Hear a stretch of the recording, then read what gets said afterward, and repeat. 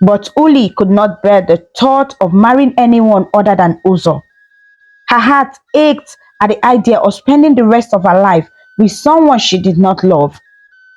She wanted to marry for love, not out of duty or tradition.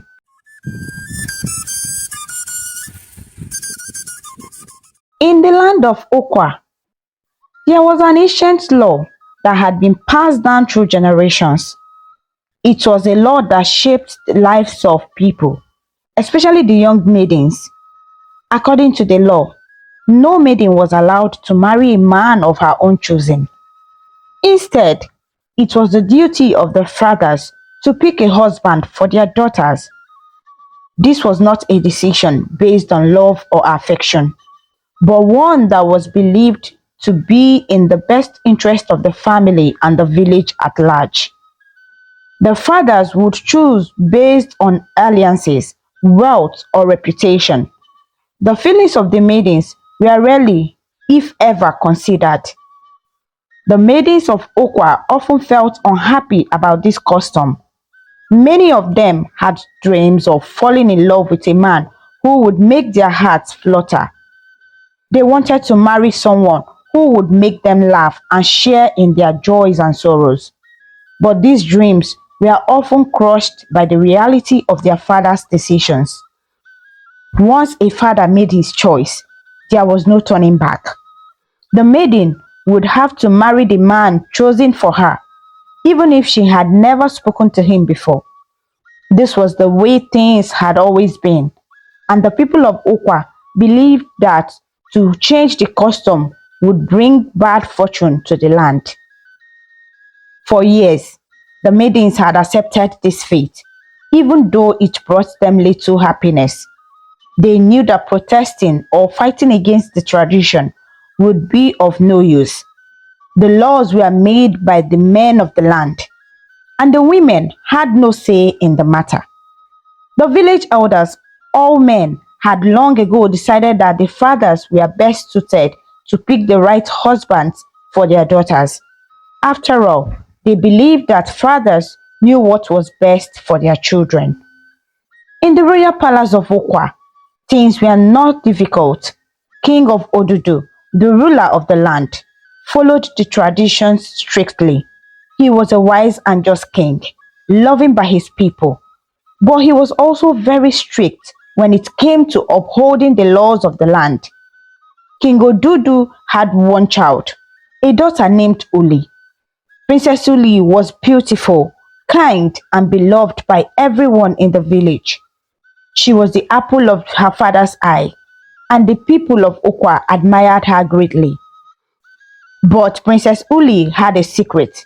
She had fallen deeply in love with a young man named Uzo. Uzo was a simple man from a humble family, but he had a heart of gold. He was hardworking and caring, always willing to help others in need. Uli had first noticed him during one of the village festivals, where he had helped an old woman carry a basket of yams. His kindness had touched her heart, and from that moment, she couldn't stop thinking about him. Over time, Uli found herself drawn to Uzo. She would watch him from afar as he went about his daily task. He was not like the other men she had seen around the palace. Uzo was different. He was gentle and thoughtful, and Uli could sense that he had a good soul. As the days passed, Uli's feelings for Uzo grew stronger. She knew in her heart that he was the man she wanted to marry. But there was one big problem. Her father, King Odudu, would never approve of her marrying Uzo. As the king's daughter and the heiress to the throne, it was expected that Uli would marry a man of high status, someone from a wealthy or noble family. King Odudu would likely choose a suitor from one of the powerful families in the neighboring kingdoms, someone who could strengthen the alliances of Okwa. Uli knew that her father, as the law demanded, would pick her husband for her. It was not her place to choose. She had seen this happen with the other maidens of the land, and she knew that when the time came, she would have to follow the same path. But Uli could not bear the thought of marrying anyone other than Uzo. Her heart ached at the idea of spending the rest of her life with someone she did not love. She wanted to marry for love, not out of duty or tradition. Uzo was the only man who made her feel truly happy, and the thought of being with him filled her with joy. For days, Uli wrestled with her emotions. She wanted to tell her father about Uzo, to explain how deeply she cared for him, but she knew her father would never listen. King Odudu was a man of tradition, and he had never broken the customs of the land. If Uli tried to bring up the subject, her father would dismiss it immediately. He would likely laugh at the idea of his daughter marrying a simple villager like Uzo. Uli knew that time was running out. She had overheard her father talking to the village elders about finding her a suitable husband. It wouldn't be long before King Odudu made his decision. Uli felt a sense of panic rising within her. She could not let this happen. She could not let her father choose a man for her when her heart belonged to Uzo. But how could she change her father's mind?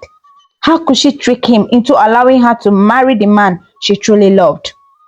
Uli spent many sleepless nights thinking about this. She knew that she had to be clever, but she also had to be careful. If her father found out that she was trying to manipulate him, he would be furious. And even worse, if the village elders learned of her intentions, they would likely banish Uzo from the land to prevent any further disruption to the tradition. Uli thought about all the possible ways she could approach the situation. Should she try to make Uzo look like a suitable match in her father's eyes? But how could she do that when Uzo came from such a humble background?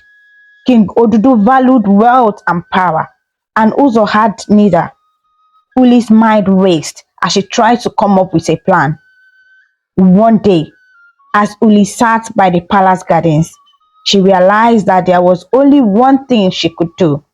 She had to convince her father that Uzo was the right man for her, not because of his status, but because of his character. Uli knew that her father respected bravery and wisdom. If she could show him that Uzo was a man of integrity, someone who could be trusted to care for her and protect the kingdom, perhaps her father would reconsider the traditions just this once. But how could Uli make this happen? How could she prove to her father that Uzo was worthy of marrying a princess?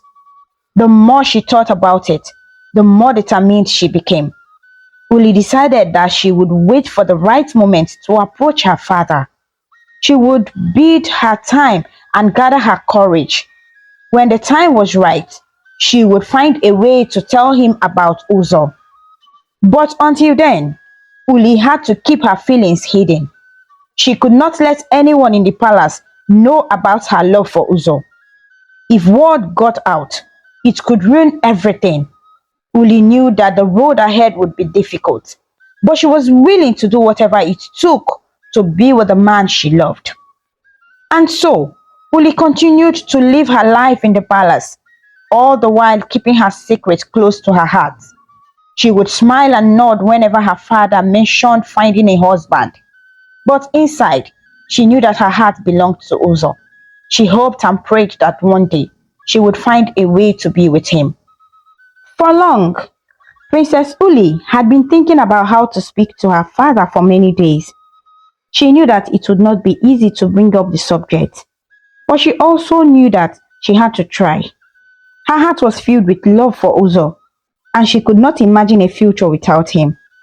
She decided that the only way to move forward was to talk to her father directly. After all, he had always been kind to her, and perhaps, with the right words, she could make him understand. The palace was always a busy place, with people coming and going, tending to the king's affairs. Uli knew that she had to find a quiet moment to speak with her father. She needed his full attention for what she was about to say. So one afternoon, after the king had finished his duties, Uli approached him in his chambers. She took a deep breath trying to steady her nerves. This conversation was the most important one she had ever had. Her father, King Odudu, was sitting in his large chair, resting after a long day. His crown sat beside him, and his robe was neatly folded across his lap. He looked up when he saw his daughter approaching and smiled warmly at her. Uli was his pride and joy, and he had always taken great care of her. "My dear daughter," the king said as Uli stepped forward, "what brings you to me at this time? Is everything well?" Uli nodded and sat down beside her father. She looked at him with love and admiration. He had always been a good father, and she knew that he cared deeply for her. But now, she needed him to do more than just care for her. She needed him to listen and understand. "Father," she began, her voice soft but steady, "I have something very important to discuss with you. It has been weighing on my heart for a long time, and I do not know what to do." The king raised an eyebrow, sensing the seriousness in his daughter's voice. He leaned forward slightly, giving her full attention. "Speak, my child," he said, "and let your father help you. Whatever is troubling you, we will find a way to solve it." Uli hesitated for a moment, gathering her thoughts. This was it. She had to find the right words to express what she wanted. She could not afford to make any mistakes. "Father," she said slowly, "you are the king, and you have always been wise and just. I know that you have the power to make decisions that are best for the kingdom, and I trust you completely. But today, I need to ask you for something that is very personal to me."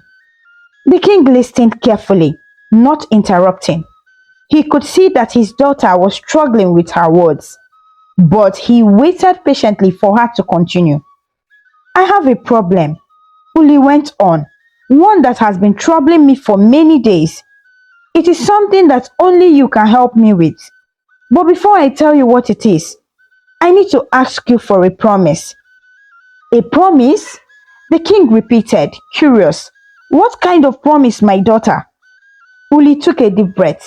This was the moment.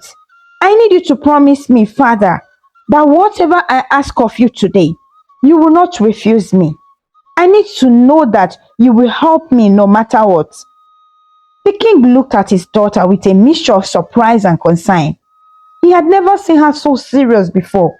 "You are my only child," he said gently, "and I love you more than anything in this world. I have always done my best to make you happy. If you ask me for something, how can I deny you? You have my word, my daughter. Whatever you ask of me, I shall grant it." Uli's heart skipped a beat. She had gotten the promise she needed, but she knew that the hardest part was still ahead. She had to find a way to ask her father for what she truly wanted without upsetting him. She had to be careful. "Thank you, father," she said, her voice trembling slightly. "I knew I could count on you. But before I ask you, I need you to understand something important. You are the king, and when a king makes a promise, he must keep it. There can be no going back on your word." The king nodded, still unsure of where the conversation was going, but willing to listen. "I am the king," he said, "and my word is my bond. Once I have made a promise, I cannot break it. You have nothing to worry about, my daughter. Whatever you ask, it shall be done." Uli felt a sense of relief wash over her, but she also knew that she was walking on a fine line.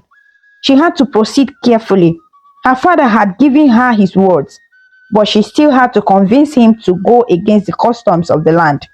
She knew it would not be easy. She sat quietly for a moment, gathering her courage once again.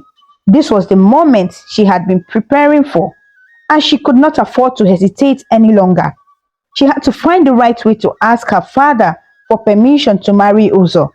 But how could she explain her feelings without making her father angry? How could she make him see that love was more important than tradition? The king waited patiently, watching his daughter closely. He could see that something was deeply troubling her, and he wanted to help her in any way he could. But he also knew that whatever she was about to ask would be important. He had never seen her so serious before. Uli finally spoke again, her voice steady but filled with emotion. "Father," she said softly, "I'm asking you for something that means more to me than anything else in this world. It's not a small request, but I hope you will understand why it is so important to me." The king leaned forward slightly, listening closely. He could see the determination in his daughter's eyes, and he knew that whatever she was about to ask would be something significant. "You have given me your promise," Uli continued, "and I trust that you will not go back on your word. But what I am about to ask may surprise you. I only ask that you listen with an open heart and try to understand my feelings." The king nodded, still unsure of what was coming, but willing to hear his daughter out. He had always trusted her judgment, and he knew that she would not ask for something lightly. The king, sensing his daughter's hesitation, leaned forward slightly, urging her to continue. "Speak, my daughter," he said, his voice soft but firm. "You must tell me what is it you want. I cannot help you if you do not speak." Uli took a deep breath. She knew she had no choice but to tell her father the truth. She could not hide her feelings any longer. "Father," she began, her voice trembling slightly, "there is something I must tell you. It's about the man I wish to marry." The king's expression changed slightly. He had not expected this. He had always assumed that when the time came, he would choose a suitable husband for his daughter, just as tradition demanded. But now, it seemed that Uli had other ideas. Uli continued, her voice growing stronger as she spoke. "Father, I have fallen in love with a man named Uzo. He is kind and gentle, and I know that I will be happy with him. I love him deeply, and I want to spend the rest of my life with him. Please, Father, let me marry Uzo. Let me have the happiness I deserve." The king sat in a silence for a moment, processing what his daughter had just said. He was not angry, but he was surprised. How could his daughter ask such a thing? She knew the custom of their land. She knew that it was his responsibility to choose her husband, not hers. And yet, here she was, asking him to break with tradition and allow her to marry a man of her own choosing. King Odudu was not a man who was easily moved by emotion, but he loved his daughter deeply. Uli was his only child, the heir to the throne, and he wanted nothing more than for her to be happy.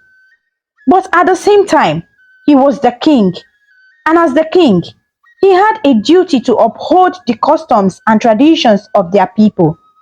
He could not allow his daughter to make such a request. For a long time, the king said nothing. Uli sat nervously beside him, waiting for his response. She knew that she had asked for something that went against the customs of their land, but she could not help how she felt. She loved Uzo, and she could not imagine a future without him. Finally, after what felt like an eternity, the king spoke. His voice was calm, but there was a hint of disappointment in his tone. "My daughter," he said slowly, "you are the best thing that has ever happened to me. I love you more than words can express. But as the king, I cannot simply make a decision based on emotion. Our customs are clear. Your husband must be chosen by me, not by you." Uli felt her heart sink. She had known this would be difficult, but hearing her father's words made the reality of the situation even harder to bear. She had hoped that her father would understand her feelings and allow her to marry the man she loved. But now, it seemed that tradition would stand in the way of her happiness. The king continued, his voice still calm but firm. "I have given you my word, and as a king, I cannot go back on my promise. But you must understand that what you are asking goes against the customs of our land. You are not just any maiden. You are the princess, the future queen. Your marriage is not just about you. It's about the future of our kingdom." Uli felt tears welling up in her eyes, but she fought to keep them back. She knew her father was right. As the princess, her marriage would have far-reaching consequences for the kingdom. But that did not change how she felt. She loved Uzo, and she could not imagine marrying anyone else. The king looked at his daughter for a long moment, his expression softening slightly. He could see the pain in her eyes, and it pained him to see her so unhappy. But he was the king, and he had a duty to uphold. "I will not make any decisions in haste," the king said finally. "You have asked me for something that goes against our customs, but I will not dismiss your request outright. I need time to think about this, to consider what is best for you and for the kingdom." Uli nodded, grateful that her father was at least willing to consider her request. But she knew that the decision was far from made. Her father was a man of tradition, and breaking with custom would not be easy for him. The king stood, signaling that the conversation was over for now. "I will give you my answers in 2 days," he said, his voice still calm but with a hint of finality. "Until then, you must be patient and trust that I will do what is best for you." Uli rose from her seat, her heart heavy with uncertainty. She had done all she could, and now she could only wait. The next 2 days would be the longest of her life. After Princess Uli thanked her father, she left the royal chambers with a mix of hope and anxiety. She believed that perhaps her father, King Odudu, would understand her feelings and allow her marry Uzo, the man she truly loved. However, deep inside, she knew that the customs of their land were strict, and her father, as the king, would have to consider the traditions that had been followed for generations. She could only wait and hope for the best, but the uncertainty made her heart heavy. Meanwhile, King Odudu sat in his chamber, his mind racing with thoughts about the request his daughter had made. He could not rest easily that night. On one hand, he loved his daughter dearly and had made a promise that he did not want to break. On the other hand, he was the custodian of their land's customs and traditions, and those customs were clear. The father was the one who should choose a husband for his daughter, especially a princess who would one day rule the kingdom. As the night wore on, the king's mind turned to Carlo, the son of his best friend. Carlo was a young man who had always impressed the king. He was tall, strong, and well-spoken. His family came from noble lineage, and the king had secretly hoped that Carlo would one day marry Uli. In fact, the king had long imagined that his daughter and Carlo would make the perfect match. Carlo was everything a king would want for his daughter, a fitting partner who could stand by her side as she eventually took the throne. But now, Uli had complicated things by expressing her love for Uzo, someone the king knew little about. Throughout the night, King Odudu pondered how to handle the situation. He did not want to upset Uli, nor did he want to disregard the customs and tradition that had kept their kingdom strong for so many years. Yet, he also had a strong sense of duty and felt it was his responsibility to ensure that Uli married someone who could not only make her happy but also strengthen the kingdom. How could he convince his daughter to choose Carlo without breaking the promise he had made to her? As the first rays of sunlight began to break through the windows of the royal palace, the king finally thought of a plan. It would not be easy, but he believed it would be the best solution for everyone. He would allow Uli to believe that he was considering her request, but at the same time, he would find a way to present Carlo as a wealthy alternative. He needed to be careful with his words and actions. For Uli's happiness was important to him, and he did not want her to feel betrayed.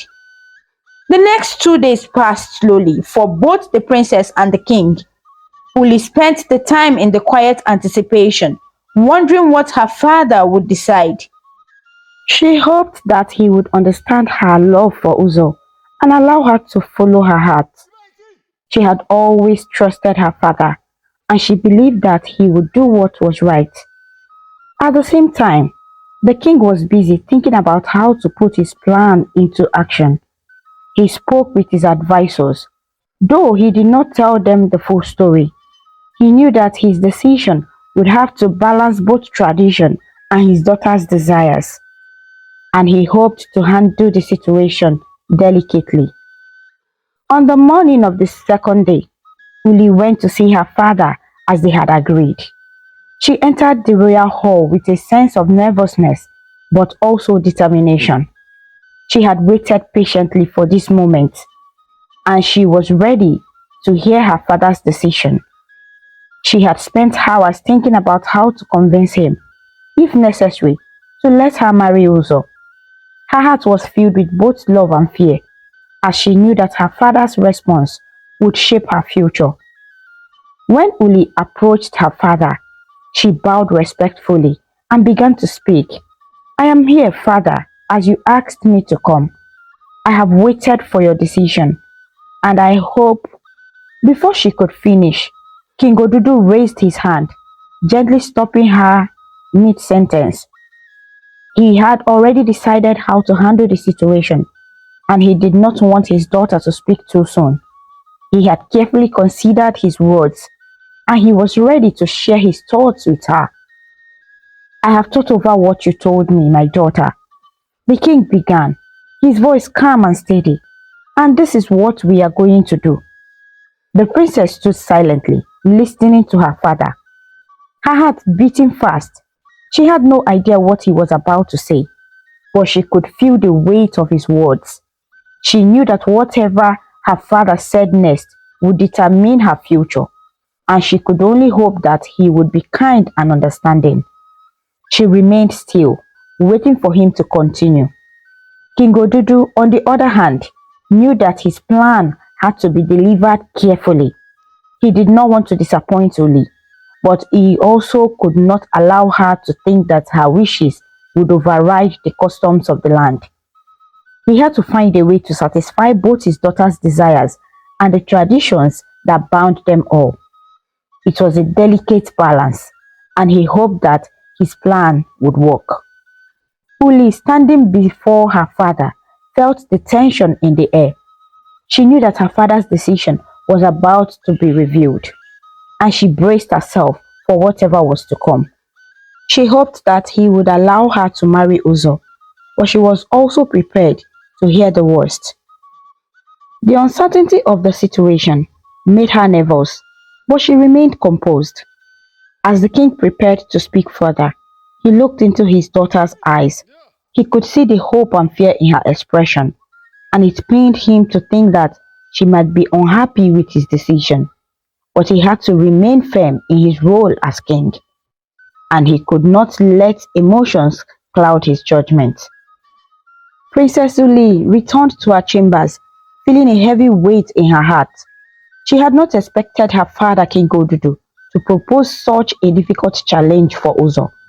She had hoped that her father's love for her would lead him to simply accept Uzo as her future husband. Instead, the king had chosen to put both Uzo and Carlo through a test, as well as an open opportunity for other men to compete for her hand in marriage. This decision left Uli feeling confused and disappointed, and she couldn't shake the sadness that settled over her like a dark cloud. As the princess lay on her bed that night, her thoughts were filled with memories of her mother. Uli missed her mother deeply, especially during moments like this when she needed guidance. Her mother had always been the one to listen, to offer wisdom and comfort. But now, Uli had to face this situation on her own. She wondered if things would have been different if her mother were still alive. Perhaps Her mother would have been able to speak to the king and help him see that Uzo was the right man for her. But Uli also knew that in their kingdom, the customs were clear. Women, even queens and princesses, had little say in matters of marriage, especially when it came to choosing a suitor. The next morning, the news spread throughout the kingdom. The king had made an official announcement that all suitors interested in marrying the princess should come forward. This news caused a great stir among the people, as it was rare for such a contest to take place. Many young men from noble families, as well as those from humble backgrounds, began preparing themselves for the challenge ahead. Some believed it would be their chance to win the heart of the beautiful princess, while others saw it as an opportunity to gain favor with the king and rise in status. Among the suitors who came forward were Carlo and Uzo. Both men had different feelings about the king's challenge. Carlo, the son of the king's best friend, was confident and proud. He had always admired the princess from a distance and knew that the king favored him as a potential husband for Uli. Carlo believed that he had an advantage over the other suitors because of his close relationship with the royal family. He was eager to prove himself and win the hand of the princess, knowing that this marriage would secure his future as a powerful man in the kingdom. On the other hand, Uzo was nervous but determined. He loved Princess Uli with all his heart, and the thought of losing her was unbearable. He had never imagined that he would have to compete with other men for her love, especially since he and Uli had already shared a deep bond. But Uzo understood that this was the only chance to prove his worth, not just to the king, but to the entire kingdom. He knew that the task ahead would be difficult, but he was willing to face any challenge for the sake of the woman he loved. When the day finally arrived, the suitors gathered at the palace, standing in a line before the king. There were 6 men in total, including Carlo and Uzo, each one hoping to marry the princess. The atmosphere in the palace was tense, as everyone awaited the king's instructions.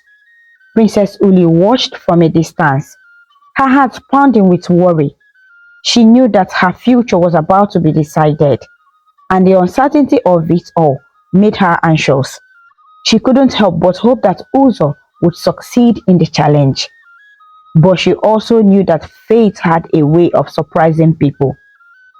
King Odudu addressed the young men with a serious tone. He stood tall and proud, his regal presence commanding the attention of everyone in the hall. The king had carefully planned the challenge, and he knew that it would not be easy. He wanted the man who married his daughter to be someone strong, brave, and capable of facing any obstacle.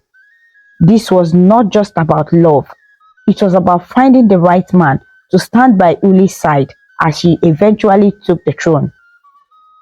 I have a hidden diamond ring in the cave of Agba, the king announced to the suitors.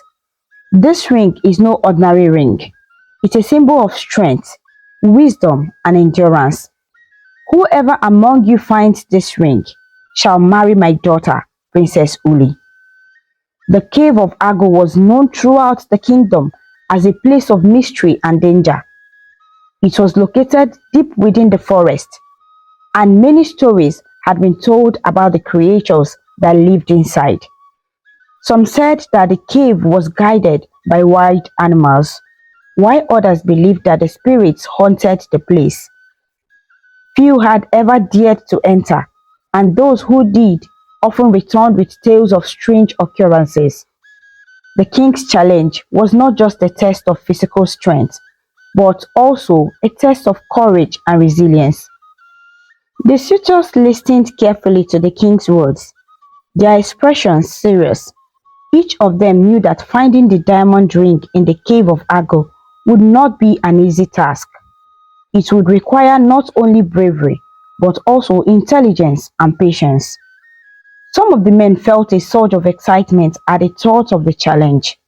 while others felt a sense of dread. Uli, watching from a distance, felt her heart sink. She knew the dangers of the cave, and she feared for Uzo's safety. But there was nothing she could do except wait and hope that everything would turn out well. The king dismissed the suitors, giving them until sunrise the next day to go prepare themselves for the journey to the cave of Agba.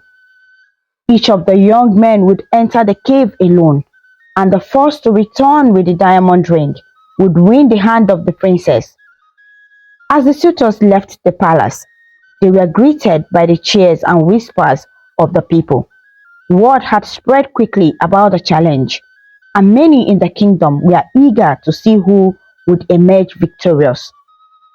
Uzo, feeling the weight of the task ahead, left the palace in silence.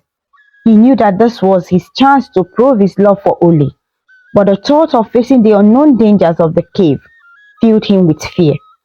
Still, he was determined not to give up. Uli meant everything to him, and he would do whatever it took to win her hand in marriage. He spent the night preparing himself mentally and physically, praying for the strength to succeed. Carlo, on the other hand, was confident as ever. He believed that the challenge was nothing more than a formality and that the king had already made up his mind to choose him as the princess's husband. Carlo spent the evening boasting to his friends and family about how he would return victorious from the cave, certain that he was destined to marry Princess Uli. As the night passed, both Uli and the suitors awaited the challenge that would decide their fate. The cave of Agba loomed large in their minds, and with each passing hour, the tension grew. The kingdom was abuzz with anticipation, and everyone wondered who would emerge from the cave with the diamond ring. The day of the contest dawned, and the entire kingdom buzzed with excitement.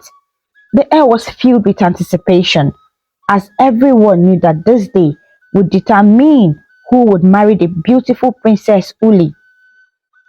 Early in the morning, crowds began gathering outside the palace, eager to witness the start of the challenge.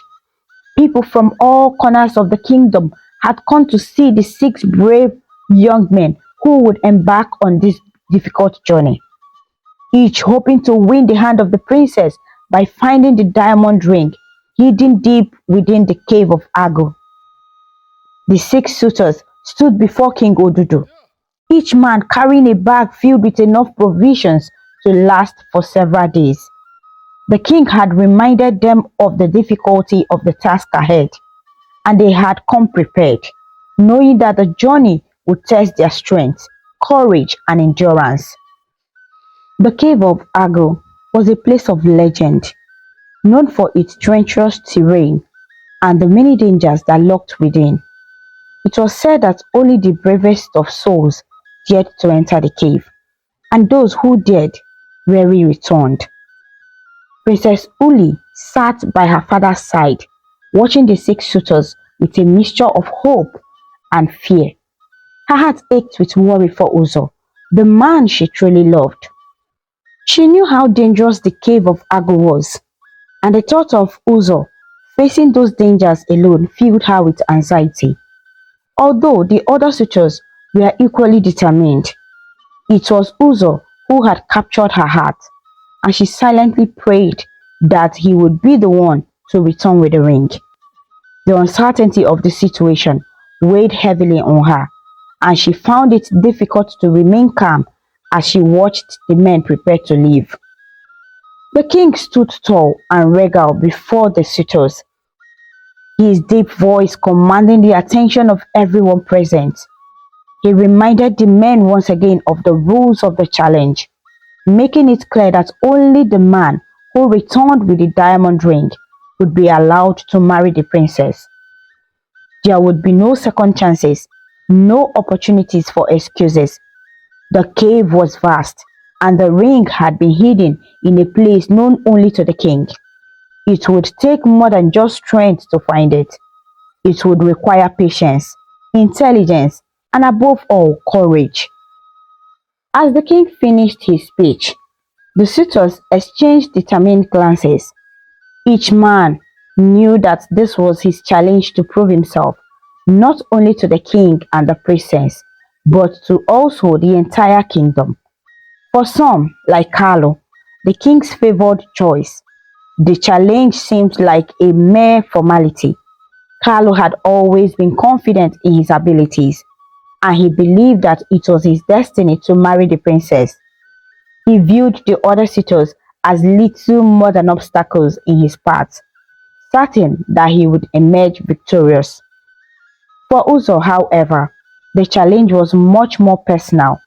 He was not only fighting for the right to marry Uli, but also to prove that love was stronger than tradition or status. He knew that the king favored Carlo and that the other suitors were all strong competitors. But Uzo's love for Uli gave him strength, and he was determined to give everything he had to find the diamond ring and win her hand. He carried with him not just provisions for the journey, but also the hopes and dreams he shared with Uli. After the king's address, the six suitors set off towards the cave of Agba, their bags filled with food and supplies. The journey to the cave was long and arduous, taking them through dense forests and rugged hills. The path was narrow and winding, and as the men walked, they could feel the weight of the task ahead bearing down on them. The cave of Agba was located deep in the heart of the forest, a place that many believed to be cursed.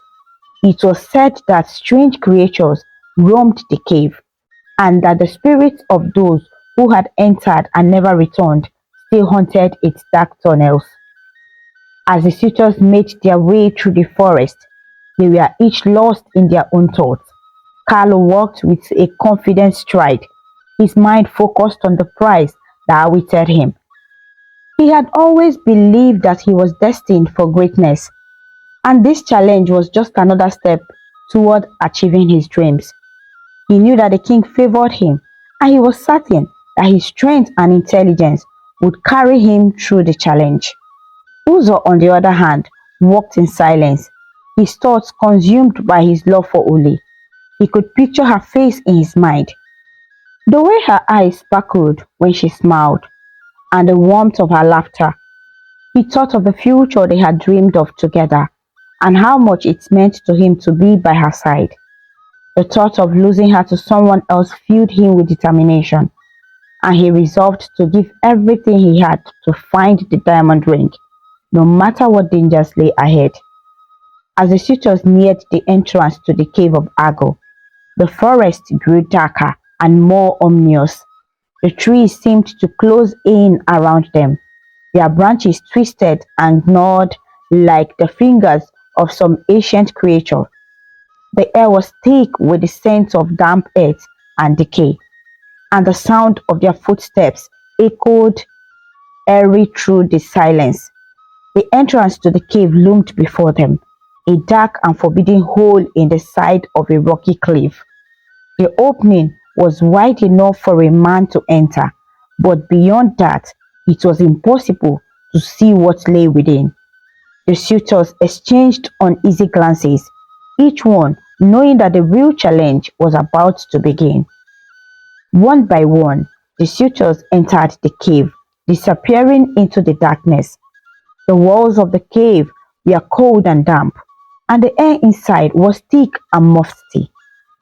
The ground beneath their feet was uneven, with jagged rocks and loose gravel making every step treacherous. The suitors each carried a torch to light their way, but the flickering flames did little to dispel the darkness that surrounded them. The cave seemed to stretch on endlessly, its tunnels twisting and turning in all directions. It was easy to get lost in the labyrinth of passages, and the suitors knew that finding the diamond ring would be no easy feat.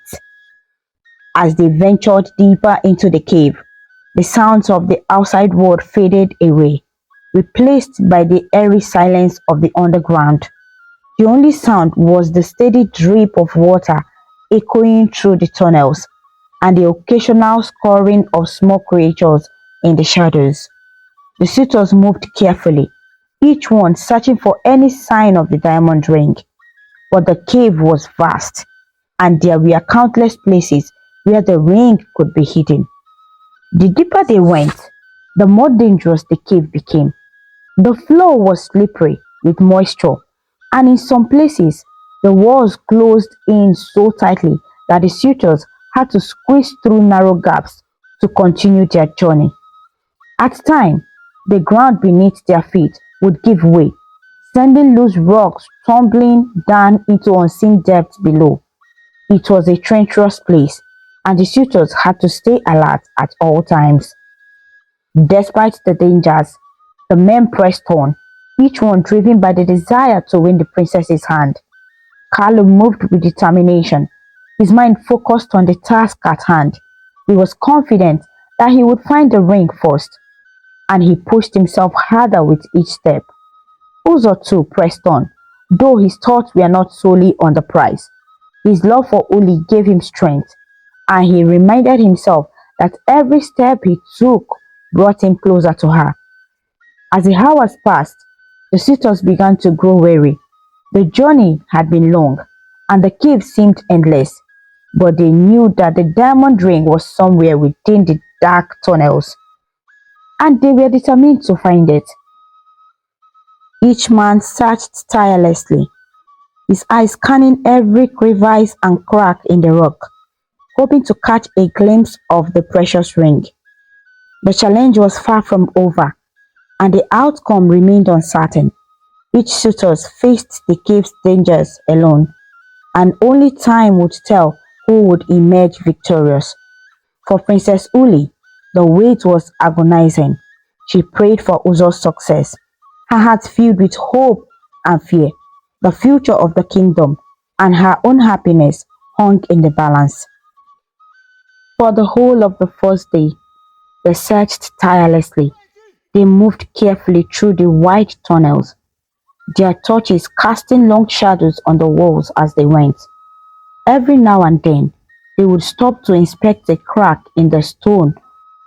After walking for what felt like miles, the group came upon a rocky door again. It stood in their path like a giant slab of stone, covered in moss and dirt from years of neglect. The men exchanged looks, wondering what could be behind it. Together they pushed the door open, the heavy stone grinding against the floor with a loud groan. Beyond the door lay another dark tunnel, just as wide and mysterious as the one they had just left. With renewed determination, the suitors pressed on, hoping that this new path would lead them closer to their goal. But again, after searching for hours and covering another long distance, the ring remained hidden. They continued walking, their bodies growing tired, but their minds still focused on the challenge. Eventually, they came to a second rocky door, just like the first. It stood tall and unmoving in their path, and once again, they walked together to open it. Beyond this second door, the tunnel twisted and turned, leading them deeper into the cave's labyrinth. The hours passed slowly, and as they searched every inch of the cave, the men were exhausted from their journey, but none of them wanted to give up. They were determined to keep going, knowing that the prizes was worth the effort. After all, the chance to marry Princess Uli and become part of the royal family was a once in a lifetime opportunity, and none of them wanted to miss their chance. By the time they had reached the end of the second day, the suitors were weary. They had walked for miles through the dark tunnels, opened two rocky doors, and still found nothing. Their legs were sore, their backs ached from carrying their heavy bags, and their eyes strained to see in the dim light of their torches. Reluctantly, they decided to stop and rest for the night. They found a flat area of the cave where they could sit and eat. Each man opened his bag and pulled out some food and water. Sharing a quiet meal, Though they were competitors, they knew they had to work together to survive the dangers of the cave.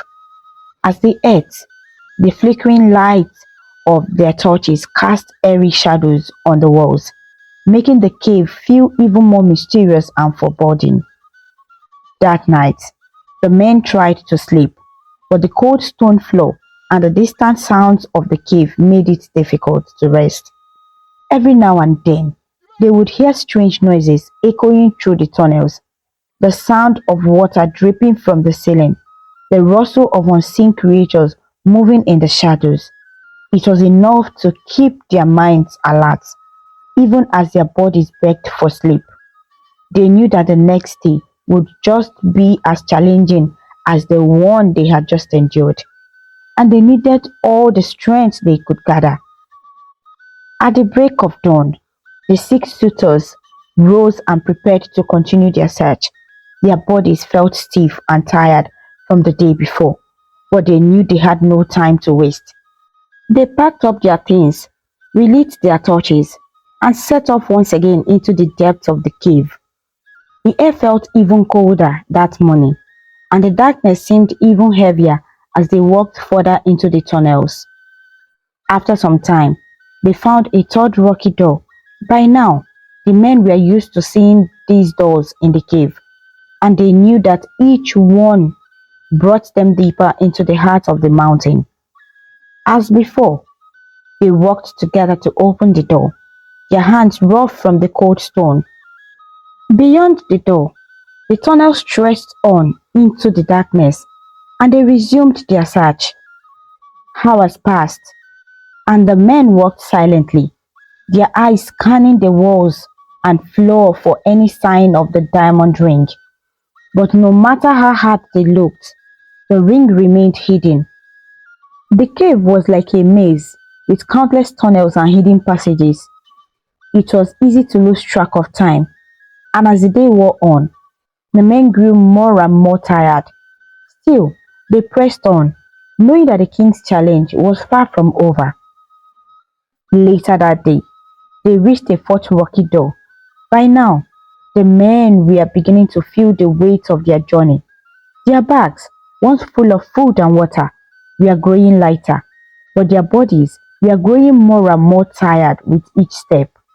The cave seemed never ending, and the darkness felt oppressive as they walked. But they knew they couldn't turn back, not after coming so far. Opening the fourth door, the suitors continued their search, moving slowly through the narrow passageway of the cave. Every now and then, one of the men would stop to examine something: a crack in the wall, a small hole in the ground. But each time, they found nothing. The frustration was beginning to set in, but none of them wanted to give up just yet.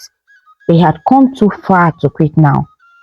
As the day drew to a close, the men found themselves at yet another rocky door, the fifth one they had encountered. It was just as large and heavy as the others, but by now, the men had grown accustomed to the routine of opening these doors and pushing forward.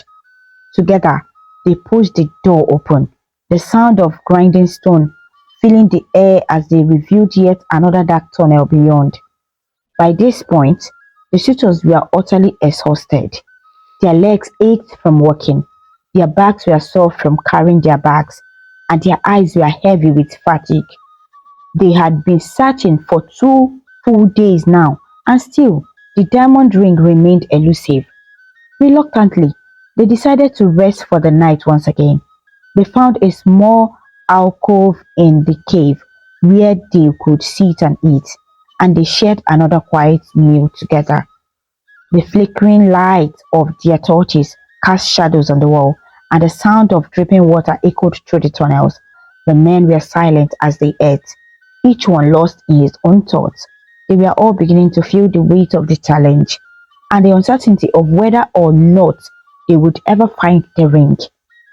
As the sun rose outside the cave, they prepared to continue their search, knowing that the challenge was far from over. The journey to find the king's ring continued deep inside the vast and mysterious cave. The suitors who had once been filled with excitement and determination, were now growing tired and weary. Each day seemed to stretch longer than the last, and the cave, with its endless tunnels and rocky doors, felt more like a giant maze designed to trap them than a path leading to the king's prized ring. Their search had gone on for days, and slowly, one by one, the men began to lose heart. Back in the cave, the remaining five suitors continued their search. They were determined to succeed, but the cave seemed to stretch on forever. Each day felt longer than the last, and the men grew more and more tired with every step they took. Their food supplies was beginning to go down, and the cold, damp air at the cave made their bones ache. On the third day, after hours of searching without success, another of the men decided he had had enough too. He too was exhausted from the journey, and the thought of walking through the endless dark tunnels for another day filled him with dread. He knew he could not continue. That night, as they gathered to rest, the second suitor told the others that he would be leaving in the morning. "I cannot continue with the search anymore," he said quietly, his voice filled with disappointment. The other suitors nodded in understanding. They were all feeling the strain of the journey, but they were not yet ready to give up. The second suitor left at dawn, and the next day, retracing his steps through the cave until he finally emerged into the light of the day. Like the first suitor, he returned to the village and went straight to the king. When he stood before the king, he spoke the same words. "I could not continue with the search, my king. It was too much for me." The king, as he had done before, gently shook the young man's hand and said, "You have tried, my son. It's not an easy task, and you should be proud of your efforts." With that, the second suitor left, relieved to be free of the challenge. Meanwhile, inside the cave, the remaining four suitors pressed on. The tunnel seemed to grow darker, and the walls felt closer as they moved deeper into the heart of the mountain. Each step was harder than the last, and their bodies ached from the days of walking, searching, and opening the heavy rocky doors. On the fourth day, as they neared the end of another long day of searching, a third suitor decided he could no longer continue. He had been strong up to that point, but the endless walking and the lack of results had taken its toll on him. Like the others before him, he knew that he could not go on. That night, after the suitors had eaten their small meal and settled down to rest, the third man announced that he would be leaving in the morning. "I cannot continue with the search any further," he said, his voice heavy with regret. The others understood his decision. They too were feeling the weight of the challenge, but they were not ready to give up yet. The third suitor left at dawn the next day, following the same path back through the cave that the others had taken.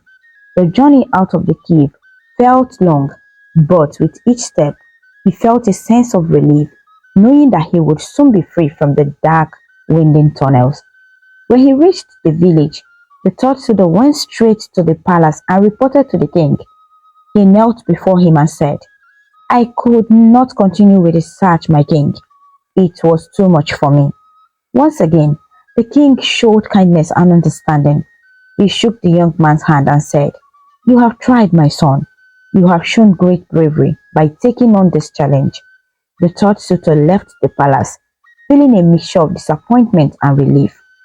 Now, only three suitors remained inside the cave. They were tired, cold, and hungry, but they refused to give up. They had come so far, and the thought of finding the king's ring and winning the princess's hand in marriage was enough to keep them going. But the cave was vast, and it seemed as though the ring was hidden far beyond their reach. On the fifth day, the three men continued their search, pushing open yet another rocky door and walking through the dark, winding tunnels. The air inside the cave felt heavier with each passing day, and the men struggled to keep their spirits high. Every time they thought they might be getting closer to the ring, they would find nothing but more stones, walls, and empty tunnels. As the sun set outside the cave and the men prepared to rest for the night, another of the suitors decided that he could no longer go further. The journey had been long and hard, and he no longer had the strength to continue. Like the others before him, he announced that he would be leaving in the morning. I cannot continue with the search, he said to the remaining two suitors, his voice filled with exhaustion. The two remaining suitors nodded in understanding. The next day, the fourth suitor would leave, just as the others had before him, and the search for the king's ring would continue. On the sixth day, Uzo and Carlo were the only two men left in the cave, still searching for the king's diamond ring. The cave with its dark winding tunnels seemed never ending, and the air was damp and cold. They had been searching for many days, opening rocky doors and walking through long passages, but the rings was nowhere to be found. The days had been long, filled with exhaustion and hope that was slowly fading. The other men had already given up, one after the other, leaving the cave to return to the village. But Uzo and Carlo pressed on, though both were tired. Carlo had been feeling the weight of the journey more than Uzo. His legs were sore, his body was weak, and his heart was not truly in search. He had only joined the challenge because of his father, who was a close friend of the king. Carlo's father had insisted that he take part, believing that winning the challenge would strengthen their family's relationship with the royal family. Carlo had promised his father that he would do his best, but deep down, his heart wasn't with the princess or the search for the ring. In truth, Carlo didn't want to marry the princess. He was in love with another maiden from his village, a girl who was kind and gentle, and whom he had known for many years. But his father had pushed him into this challenge, and the king had prearranged the idea that Carlo should marry the princess if he found the ring. Carlo felt trapped between his own desires and the expectations placed upon him by his father and the king. As the sixth day came to an end, Uzo and Carlo sat down to rest. The cave was very quiet, and the only sounds they could hear were their own tired breaths and the faint drip of water from the cave walls. Carlo leaned against a rock, exhausted from the long search. He had been struggling for days, but he had kept pushing himself because of the promise he made to his father. He wanted to make his father proud, but the more they searched, the more hopeless it seemed. Carlo sighed deeply, looking at Uzo, who was still full of determination. Uzo had not shown any sign of giving up, even though the search had been long and difficult. Uzo's eyes were focused, and there was a spark of hope that still burned inside him. He was determined to find the ring, not just for the challenge, but because he truly believed that the princess was worth all the effort. Uzo had always admired the princess. She was beautiful, kind, and wise, and Uzo believed that marrying her would be the greatest honor of his life. He was willing to go through any hardship to win her hand in marriage, and this challenge was a test of his dedication. Uzo saw the search for the ring as a sacrifice he was more than willing to make. He knew that if he found the ring, he would not only win the princess's hand, but also the respect of the king and the entire kingdom. But Carlo didn't share Uzo's passion. He had reached the point where he didn't care about the ring or the princess. His heart was tired, and his mind was elsewhere, thinking of the maiden he truly loved back in the village. Carlo had tried his best to stay with Uzo for as long as he could, but now he was ready to stop. Carlo, Uzo said, noticing the weariness in his friend's eyes. We are almost there. I can feel it. The ring must be close. We've come so far, and I don't want to give up now. Carlo shook his head slowly. Uzo, I've been thinking, what if there is no diamond ring? What if we are just wasting our time in this dark cave? Uzo looked at him with determination. The princess is worth it, Carlo. She deserves every sacrifice we make to find the ring. I cannot give up now. I must see this through to the end. Carlo could see the fire in Uzo's eyes, but he couldn't bring himself to feel the same way. His heart wasn't in it, and he knew that no matter how hard he tried, he couldn't force himself to care about the princess or the ring. Carlo stood up, brushing the dust off his clothes. I wish you luck on your search, Uzo, Carlo said quietly, but I cannot continue. I have never truly been interested in marrying the princess. My parents arranged this for me, but my heart is not in it. I will leave at dawn. Uzo was silent for a moment, understanding his friend's decision. He knew that Carlo's heart was elsewhere, and it wasn't fair to force him to continue a search he didn't believe in. Uzo respected Carlo's choice, but he was also determined to continue the search on his own if he had to. Thank you, Carlo, Uzo said finally. I understand, but I must continue. I cannot give up. Carlo gave Uzo a small tired smile. I hope you find what you are looking for, Uzo. I hope you win the princess's hand. You deserve it more than I do. That night, Carlo lay down to sleep, knowing that it would be his last night in the cave. He felt a sense of relief, knowing that he would soon return to the village and to the maiden he truly loved. He had tried his best, but now it was time to follow his heart. The next morning at dawn, Carlo gathered his things and prepared to leave.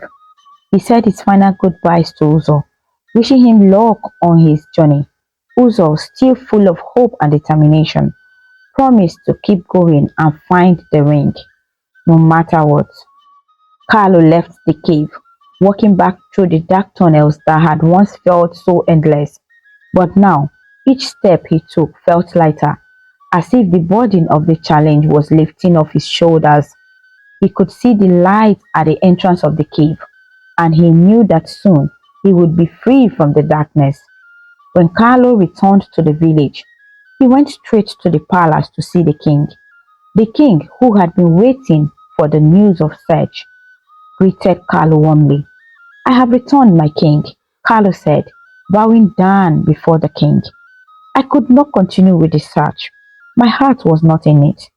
The king, who had seen many suitors come and go, smiled kindly at Carlo. You have tried, my son, the king said, shaking Carlo's hand. It's not easy to take on such a challenge, and you have shown great strength. Carlo nodded, feeling a sense of peace. He had done his best, but now it was time for him to follow his own path. He left the palace, knowing that his future lay not with the princess, but with the maiden he truly loved. Back in the cave, Uzo was now alone. The search had been long and hard, but Uzo's determination had not wavered. He believed that the ring was still out there, hidden somewhere in the depth of the cave, waiting for him to find it. Uzo knew that he would not stop until he had searched every corner, opened every door, and explored every tunnel. The king sat in his royal chamber, his thoughts heavy. Carlo, who had returned to the village after leaving the cave, had disappointed the king, not because he had failed, but because the king had secretly hoped that Carlo would stay longer. Carlo was known for his strength, his broad shoulders, and his tireless energy. To the king, Carlo had seemed like the perfect suitor for his daughter, Uli. He had judged Carlo by his outward appearance and the thought that Carlo would surely be the one to win. As the king sat on his large chair, he sighed and thought to himself, I was hoping Carlo would tarry a while longer in the cave. There is no diamond ring in that cave. I planned this challenge to see who would stay the longest. The one who remains will prove that he is determined enough to marry my daughter. The king had crafted the challenge not to test who could find the ring, but to test who had the patience, perseverance, and love for the princess. He believed that only someone with these qualities would make a good husband for his daughter Uli. But now, with Carlo gone, the king was left to reflect. He had hoped that Carlo with all his physical strength, would have stayed in the cave longer than the others. But it was Uzo, the quiet and determined young man, who had stayed the longest. The king was both surprised and pleased by this. Uzo had proven that he had the willpower and devotion needed to win the princess's hand. Uzo stayed longer than all the others. The king thought aloud, and for that, he shall have Uli as his bride. The king's decision was final. He called his guards and gave them strict orders. Go to the cave and find Uzo. Bring him back to the palace. He deserves to know that he won my daughter's hand in marriage. The guards obeyed and immediately set out for the cave. They knew the way well, as they had already visited it many times to retrieve the other suitors who had given up. However, the cave was deep, and finding Uzo would not be an easy task. He had ventured far into the maze of tunnels, searching every corner for the diamond ring that did not exist. For days, the guards searched the cave, calling out Uzo's name. The cave was cold and dark, and the sound of their voices echoed through the empty chambers. But Uzo, still determined to find the ring, kept going deeper, not hearing the guards at first. His mind was focused on his task, and he refused to leave until he had completed what he had come for. Finally, after days of searching, the guards found Uzo in one of the farthest corners of the cave. He was tired and covered in dust, but there was still a spark of determination in his eyes. Uzo, the guard called out, the king has sent for you. He has important news. Uzo looked up, confused. But I haven't found the ring yet, he said. The king has declared that you have won. The guard explained. He has called you back to the palace. Though Uzo was puzzled, he followed the guards out of the cave. He did not know what to expect, but he trusted the king had a good reason for calling him back. When Uzo arrived at the palace, he was immediately taken to the king's grand hall. The king sat on his throne, his face kind but serious. Uli, the beautiful princess, stood beside him, her eyes bright with curiosity. She had heard of the challenge, but had not known which suitor would win her hand. As Uzo stood before the king, the room fell silent. The king looked at him with pride. Uzo, the king began, you have shown great patience, determination and strength of heart. You have stayed longer in the cave than any other suitors. For that reason, I declare that you have won my daughter's hand in marriage. Uzo's heart raced. He could hardly believe what he was hearing. All those days of searching, all the exhaustion had led to this moment. Tears welled up in his eyes as he knelt before the king. Thank you, my king, Uzo said, his voice shaking with emotion. This is the greatest honor of my life. Princess Uli smiled softly at Uzo, her heart touched by his devotion. She had always wanted to marry someone who would love her not for her royal title, but for who she truly was. Uzo's perseverance showed that he cared deeply, and Uli knew that he would be a good and loving husband. The king nodded at Uzo, pleased with his reaction. You deserve this, Uzo. Your patience have proven your love for my daughter. Tomorrow, you and Uli will be joined in marriage, and the whole kingdom will celebrate. Uzo's tears of joy fell freely as he bowed his head. He could hardly believe it. He, a simple man from the village, was going to marry the princess. His heart was full, and he felt more blessed than he had ever had in his life. The next day, the palace was filled with celebration. Bright banners hung from the walls, and music filled the air. The people of the kingdom gathered to witness the grand wedding. Uzo, dressed in the fine clothes, stood proudly as he waited for his bride. Princess Uli appeared looking more beautiful than ever. She wore a stunning gown, and her smile lit up the room. As she walked toward Uzo, their eyes met, and both of them felt a deep connection. They knew that this was the beginning of a new chapter in their lives. The king watched with pride as his daughter and her new husband were joined in matrimony. The ceremony was joyful, and the people cheered as Uzo and Uli exchanged their vows. Meanwhile, Carlo had not known that the king had set the challenge not to find a ring, but to test who would stay the longest. He only realized this after Uzo was named the winner and married Princess Uli. When Carlo found out the truth, he regretted his impatience deeply. He thought to himself, if only I had stayed a little longer, if only I had shown the determination Uzo had. But it was too late. Uzo and Uli were already happily married, and the people celebrated their union with joy. Carlo was left feeling empty and lost. Not only had he lost the chance to marry the princess, but he also lost the maiden he truly loved in his village. While he had been away on the search, the maiden, tired of waiting for him and hearing rumors of him marrying the princess, decided to move on with her life. She married someone else, leaving Carlo heartbroken. Carlo was filled with regret, realizing he had tried to win a prize he didn't truly desire, and in doing so, he lost the person he truly cared for. Carlo had tried to talk to his father, hoping to find a way to convince the king to change his mind. He wanted his father to use their close friendship with the king to make a way for him. But the king had already made his decision. Uzo was chosen, and nothing could change that. Carlo finally learned that trying to win through shortcuts or by relying on others would not bring true success. He realized that it wasn't his strength or his family's influence that mattered. It was Uzo's patience, determination, and true love for the princess that had won the king's heart. Meanwhile, Uzo and Uli ruled the kingdom with kindness and wisdom.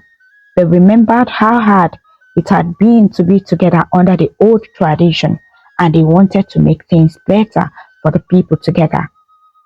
They decided to change the law that had caused so much struggle. They gathered all the people in the village square and announced the big news. Princess Uli spoke to the people, her voice strong and clear. From today, we declare that everyone is free to choose whom they wish to be with. No longer will old traditions force anyone to seek approval or go through impossible challenges. You may love and marry whoever you choose, freely and with happiness.